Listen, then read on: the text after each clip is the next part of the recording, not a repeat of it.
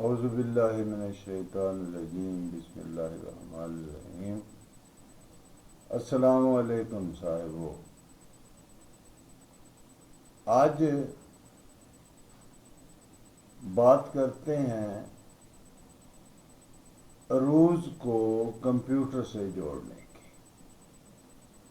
اس پر الحمدللہ کام ہوا ہے۔ میرے ایک دوست ہیں سید ذیشان اصغر، انہوں نے بہت کام کیا اور ایک پوری ویب سائٹ انہوں نے بنائی ہوئی ہے، اس کا نام رکھا ہے روز.com۔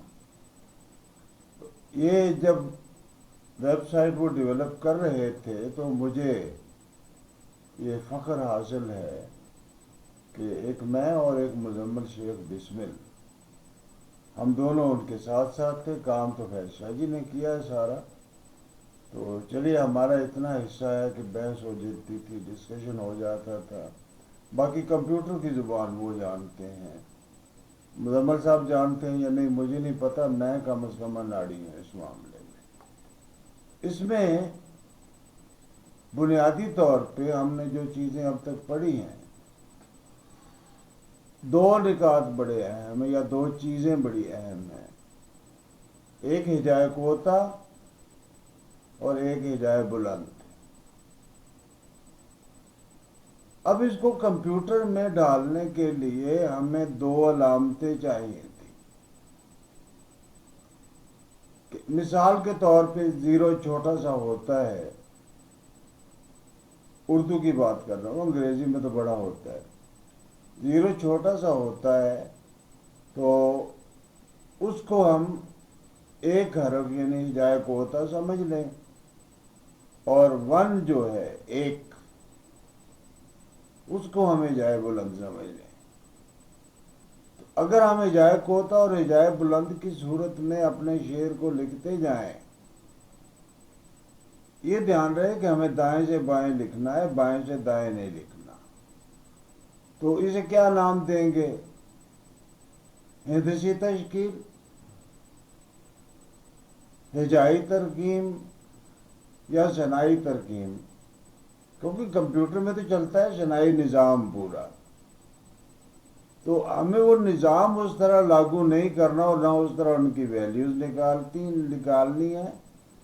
ہمیں اس کو یوں لکھنا ہے جیسے کہ وہ زبان وہی لکھی ہو 010101، لیکن اس کے مفاہیم اپنے دینے ہیں، تو اس لیے ہم اس کو شنائی نوٹیشن کہہ لیں، شنائی نظام کی بجائے شنائی ترکیم کہہ لیں، بائنری سسٹم کی بجائے بائنری نوٹیشن کہہ لیں، تو میرا خیال ہے بات بن جاتی ہے۔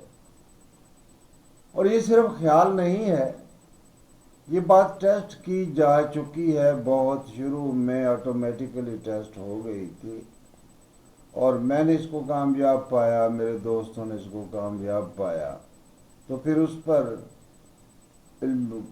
کمپیوٹر پہ کام کرنے کا خیال بھی آیا۔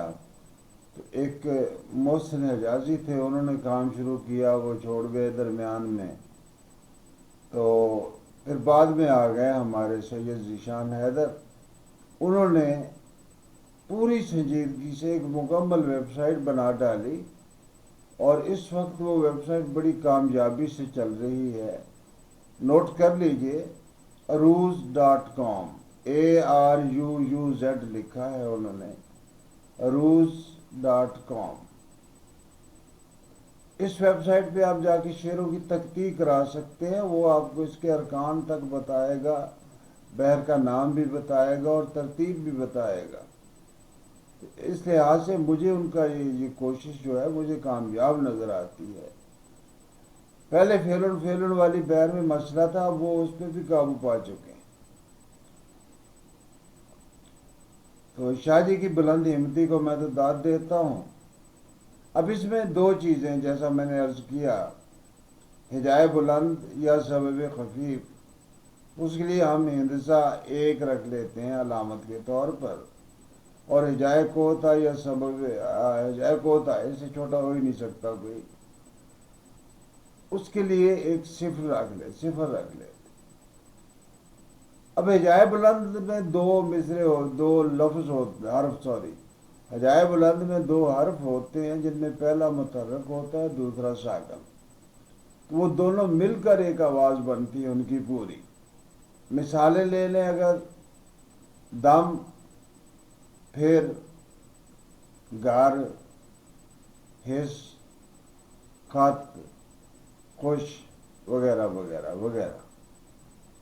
واو مدولہ لکھا تو جائے گا لیکن پڑھنے میں وہ پیج جیسا ہے جیسے یہاں خوش آ گیا ہے.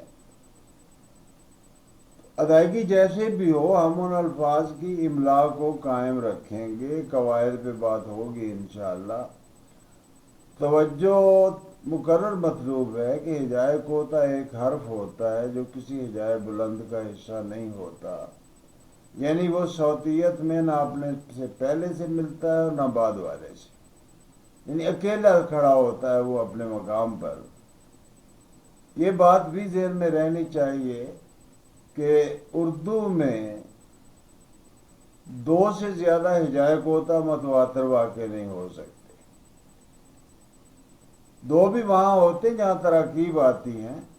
عربی میں 6 7 7 بھی اکٹھے جمع ہو جاتے ہیں، پنجابی میں بھی جمع ہو جاتے ہیں. فارسی یا اردو میں دو سے زیادہ ہجائے کوتا متواتر نہیں ہوتے. تیسرا متحرک لفظ جو حرف جو آئے گا وہ ہجائے بلند کا حصہ ہوگا، اپنے طور پہ وہ نہیں رہ سکتا. اس کی مثالیں آپ لے لیجئے. طلبا،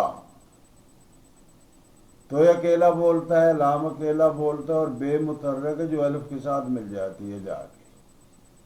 عربی میں اسی طرح ہے. ضربت، بخدا فارسی میں ہے. تو یہ دو ہجائے کوتا وہاں اپنے مکمل ہوتے ہیں اپنے اپنے مقام پر، اور تیسرا جو ہے وہ بعد والے ساکن حرف سے مل جاتا ہے تو وہ ہجائے بلند بن جاتا ہے. اردو میں اس سے زیادہ کی گنجائش بالکل نہیں ہے.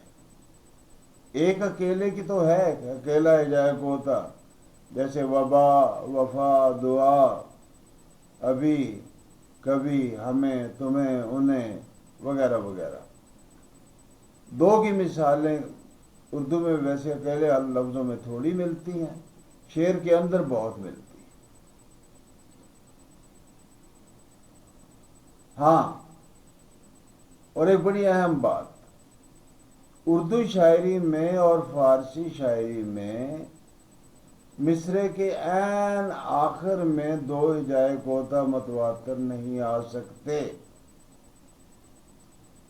عربی میں ممکن ہے، پنجابی میں ممکن ہے، ان کا معاملہ اپنا ہے. تو ہماری یہ جو ثنائی ترکیب یا ہجائی ترکیب بنتی ہے اس کے دو رکن ہو گئے، ایک صفر ہو گیا اور دوسرا ایک ہو گیا. میں نے یہاں ایک بنا کے ٹیبل تو رکھ دی ہے سارے اجزاء کی، تو وہ دیکھ لیجئے گا کہ کس طرح اجزاء اور ارکان اس کو ہم تقسیم کر سکتے ہیں، اور اس طرح سے وہ ایک خطی تشکیل ہو جاتی ہے اس کی، اور وہ جس طرح کہتے ہیں ویژول مدد مل جاتی ہے. تمام اجزاء، ارکان اور بحور کی پیمائش بھی انہی دو علامتوں سے کی جائے تو بہت سہولت ہو جاتی ہے. اچھا، ہجائے ترکیب میں ہم یہ نہیں کہیں گے 1100 یا 1000 یا 1101، بلکہ ہم اس کو یوں پڑھیں گے 1011 1101، کیونکہ ہم نے دائیں سے بائیں کی طرف پڑھنا ہے. مثالوں میں تو آ جائے گی چیزیں، پھر عرض کر دوں گا اس کو، یہ ایک دفعہ توجہ چاہنے والی بات ہے. اب لفظ ہے، مثال کے طور پر ہمارے پاس ایک رکن ہے فعلاتن. فعلاتن، اس میں فے، عین اور لام متحرک ہیں.